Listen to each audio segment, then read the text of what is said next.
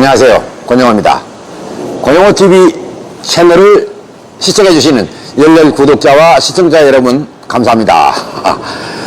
지금부터 소개해드릴 내용은 배기구에서 나오는 냄새입니다. 한번 들어보시기 바랍니다. 무슨 내용을 말씀을 드리는 건지. 이 자동차가 투싼입니다. 투싼 자동차의 배기관을 좀 보여드리고 있는데 이 배기관이 굽어 있습니다. 보십시오. 배기관이 나와서 굽죠. 이렇게 경사져서 내갑니다. 그리고 여기가 DPF입니다. 그리고 DPF를 거쳐서 또 꺾어집니다. 이렇게 커브 돌죠. 그리고 쭉 보겠습니다. 직관입니다. 직관으로 가다가 여기서 약간의 경사를 줬습니다. 그리고 배기통으로 연결됩니다. 여기 배기통입니다. 이게. 자, 배기통에서 확산된 다음에 좌우로 배기가스가 나갑니다. 그런데 잠시 후에 보게 될 장면은 이 배기통이 없습니다. 지금부터 제가 본격적으로 드리는 말씀은 무엇인가? 지금은 머플러 조인트를 풀어놓고 DPF 재생 중에 있습니다. 물론 자동차는 다른 자동차입니다. 산타페 자동차인데 배기통을 없애버리고 소음기죠.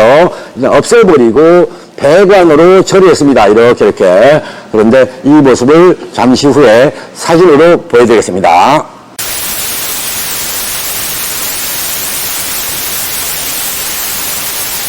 직관일 때 배기 저항과 커브를 도는 각도에 따라서 배기 저항의 차이가 있다. 자, 이 말씀을 드리는 겁니다. 여기 각도가 직관보다 몇 도, 한 10도, 20도 이렇게 꺾여 있습니다. 꺾여서 또 꺾여집니다. 이때마다 배기 저항이 증가한다. 배기 저항이 증가하면요, DPF가 막히지 않아도 공기가 흡입을 못합니다. 자동차가 변비가 걸린 겁니다. 곧 사람도 변비가 걸리면 새로운 음식 섭취가 안 됩니다. 그것 때문에 영양실조 현상이 나타납니다. 또 영양실조에 의한 합병증까지 발생하는데 그 합병증을 여러 가지 제가 말씀드리는 것보다는 자동차 얘기를 하려고 하는 거니까 배기관이 커브가 많이 지면 질수록 배기저항이 증가한다. 그래서 여러분들이 튜닝을 하더라도 배기저항이 증가하는 쪽으로는 하지 말으셨으면 좋겠다. 이 말씀을 드리는 겁니다.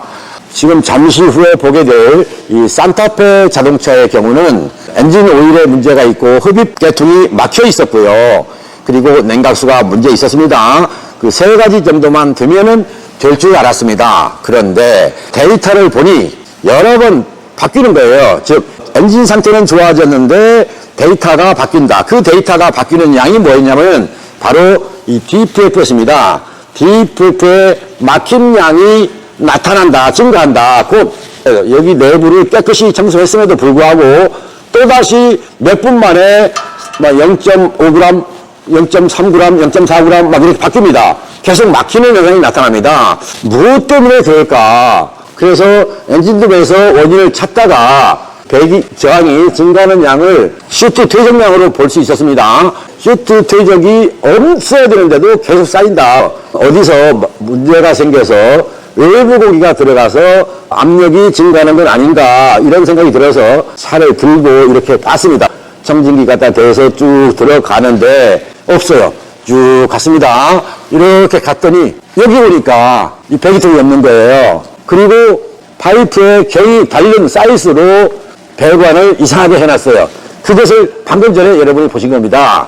그것 때문에 배기가 잘 안 돼서 곧 공연비 희박 상태의 자동차가 돼서 배기가스에서 락스라고 하는 질소산화물이 배출됐던 것입니다.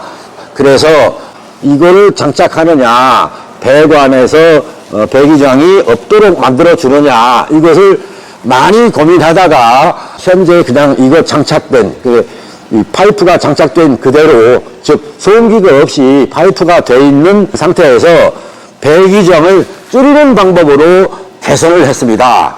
그렇게 해서 자동차를 완성시켰는데 여러분들은 손쉽게 생각하고 멋지게 하려고 이런 배기관의 구조를 변경하시는데 제발 자동차 엔진 성능을 나쁘게 하는 변경 또는 개조, 튜닝 이거는 안 했으면 좋겠습니다. 어느 순간에 이렇게 해놓고 난 다음에 합병증으로 발생하는 문제점이 있었을 때 이번 제가 경험한 것처럼 정비하는데 애를 먹게 된다. 그 생각을 여러분이 가져주셨으면 좋겠다. 그래서 이 자동차를 이용해서 여러분께 소개하는 것입니다. 권영호TV 구독자님, 시청자님, 이제 자동차 개조 끝, 즉 튜닝의 끝이 순정흡이라는 것을 여러분이 기억해 주셨으면 좋겠습니다. 그리고요, DPF가 막혔는지 막히지 않았는지 여기 압력과 이쪽 압력이 다릅니다. 즉 이쪽 부분에서 1차 DPF가 있고요, 뒤쪽으로 가면 2차가 있습니다. 즉 여기서 오면서 고온에서 연소가 되고 여기서 확산돼서 잠시 쉬어가면서 전기로 해서 또다시 나가면서 태우는 겁니다. 근데 여기가 막히면 어때요? 배기가 안 나가죠. 그래서 이쪽과 이쪽의 차이, 압력 차이가 발생하지 않도록 엔진 정비를 잘 해주십시오. 그러면 DPF는 있으나 마나 한 장치가 된다.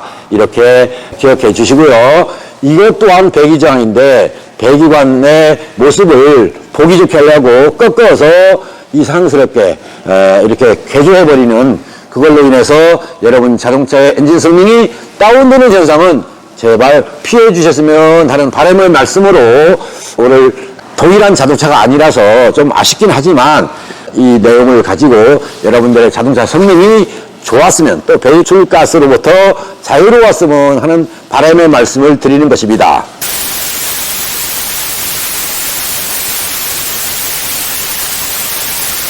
쿨러를 이렇게 지금 개조해 놓은 상태입니다. 굵은 파이프로 오다가 여기서 가늘어집니다. 나눠지기는 했지만 가늘어진 관을 통해서 배기장이 증가하는 거예요. 근데 이게 다이렉트로 빠져나왔으면 괜찮은데 커브를 돌지 않습니까? 이렇게 또 여기서 나갈 때도 커브 돌죠. 이렇게 되면 배기장이 증가한다고 지금 말씀드렸는데 현재 여기를 지금 풀어놓은 상태입니다. 배기가스가 이쪽으로 나옵니다. 왜냐하면 이렇게 해야 일부는 들어가고 이쪽으로 빠져나오니까 배기장이 줄어들 거 아니겠습니까? DPF 재생 중입니다. 4번 청소를 했어요. 그런데 몇 시간 만에 또다시 3.14g으로 좀 다시 막힌 걸로 나옵니다. 그래서 DPF를 재생 중에 있어요.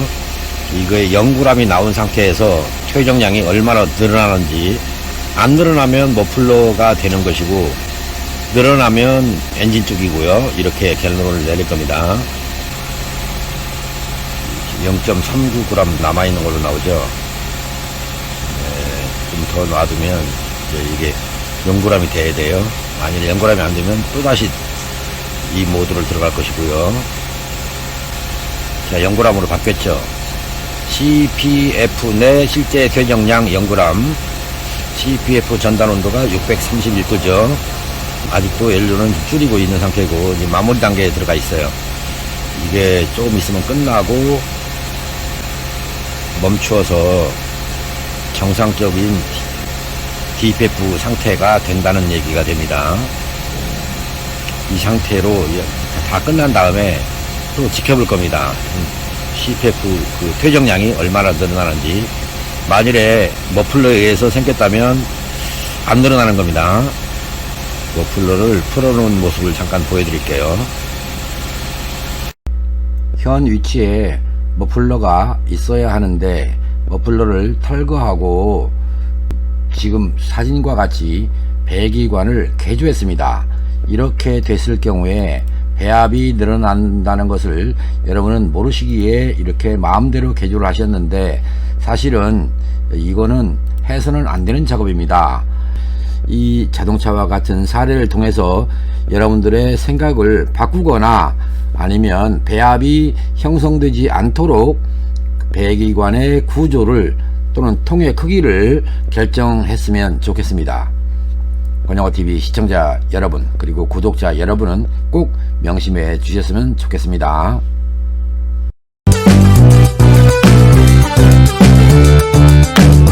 재생 모드가 다 끝났습니다. 즉 DPF 내에는 아무것도 없다, 그런 상태가 됩니다. 현재 공회전 RPM 돌아왔죠. 그러면 연료 분사량이 지금 4몇 g에서 지금 올라갔어요. 5.9mcc로 증가했는데 현재 머플러 풀어놓은 상태에서 시간을 좀 지켜보면 표적량이 얼마로 늘어나는지 이제 지켜보는 겁니다. 머플러 개조에 의한 것이라면 이게 다시 늘어난다는 얘기죠. 지금 현재 머플러를 풀어놨으니까 늘어나지 않으면 개조한 머플러를 다시 원위치 시켜야 퇴적량이 없어지면서 공연비가 맞게 정비가 된다, 이렇게 보시면 됩니다. 다시 말씀드려서 이 자동차는 머플러에 의해서 DPF가 막히면서 배압이 증가하여서 공연비 희박 조건의 연소를 하게 된다, 이렇게 기억을 하시면 되겠습니다.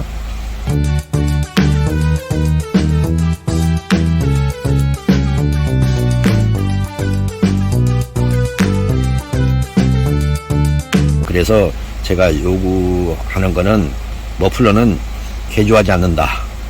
그것을 여러분이 좀 기억해 주셨으면 좋겠습니다.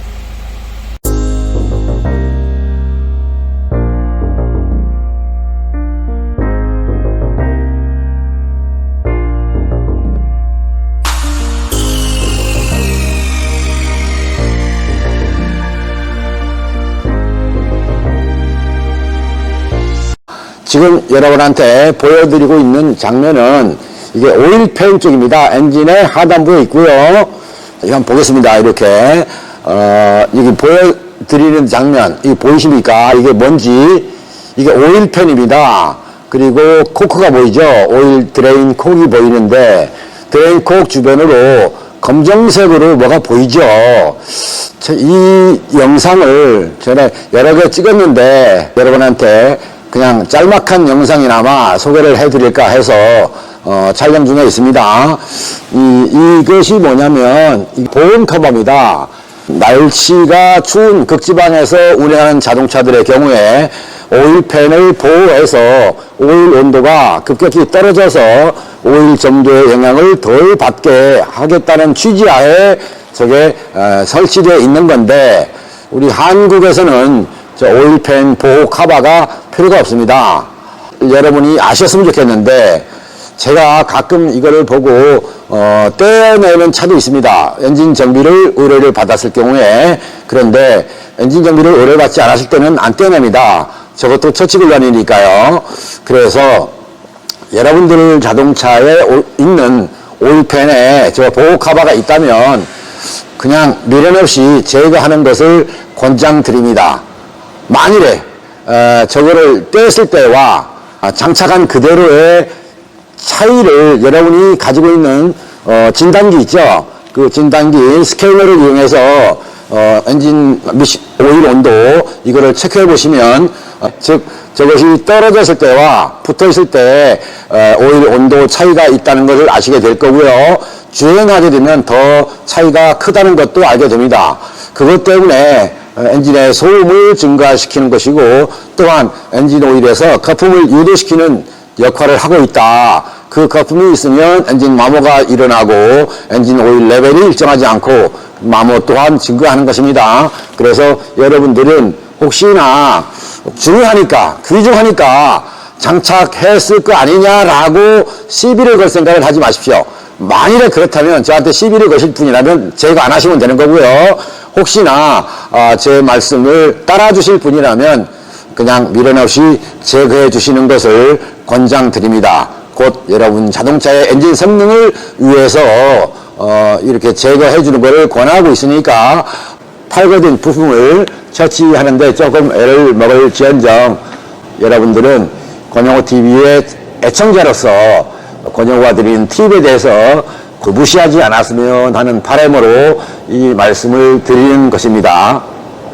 여러분들 자동차가 성능이 좋았으면 하는 바람을 늘 가지고 있습니다. 또한 정비를 했느냐 안 했느냐의 차이를 느낄 수 있었으면 좋겠습니다.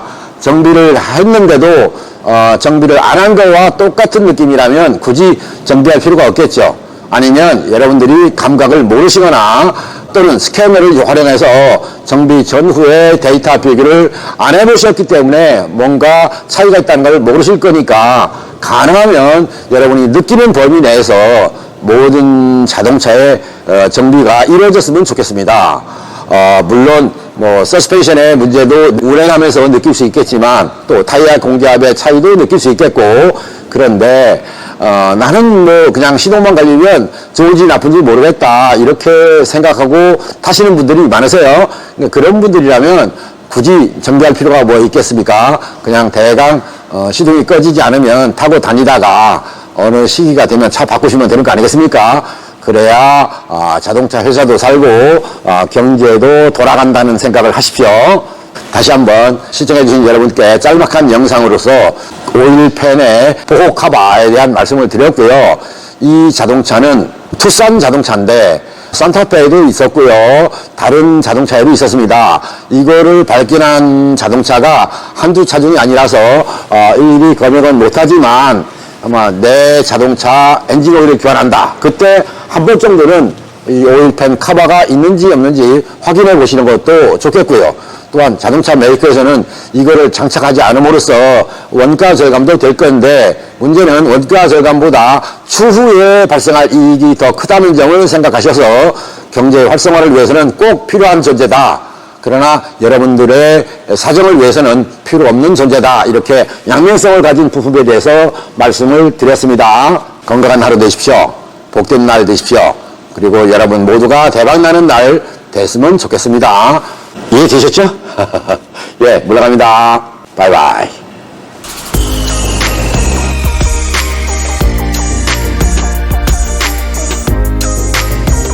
권영호TV 구독자님, 시청자님, 짤막한 영상이지만 또 어떻게 보면 지루할 수 있는 영상이지만 즐겁게 시청해 주시고 유익하게 시청해 주시고 또 감상해 주신 데 대하여 감사드립니다.